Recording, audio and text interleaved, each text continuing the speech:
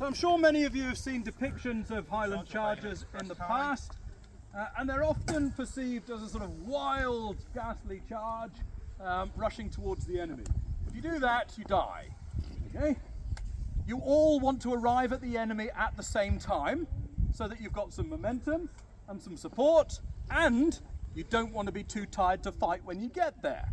So the Jacobite army would initially start in line when it would use its muskets, and then it would condense into a very tight block. As you can see, the men are close together, overlapping almost, and that allows them to pack in the wealthier men at the front, the poorer men at the back, providing weight and momentum.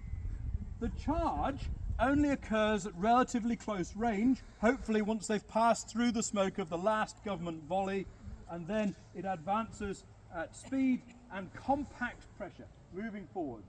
Okay, so if the charge will advance at the walk, please. And the idea of the targe, the wooden shield, is that the targe makes contact with the bayonet, pushes the bayonet down and out of the way, and creates the space for the swords to get in. And as you can see, once you've got past the bayonet, the sword is able to give you full advantage. And at that point, any sensible redcoat in the second or third line turns around and gets out of the way. So for the Jacobites, it's all about creating this moment, getting past the bayonet with the charge and drawing the sword down on the back.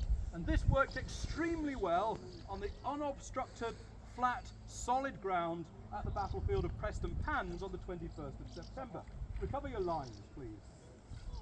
Recover your arms. But it worked at Preston Pans because the Jacobites had discipline, they stayed in tight groups, and they struck the line with maximum momentum. And of course, because they're line condensers, not always does an enemy end up having a Jacobite to even engage with. The redcoat line is only 3 men deep, and you've just got to punch through it to break open the battle line. That works in the right terrain.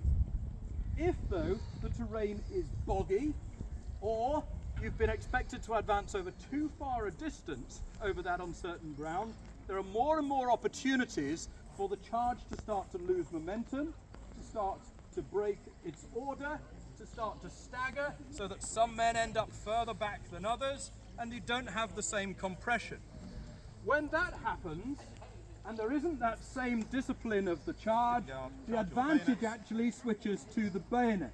If you will walk your charge forwards, gentlemen, because if you can get your bayonet round the charge or into the armpit of one of the soldiers that's drawing towards you, you can hold that line more effectively.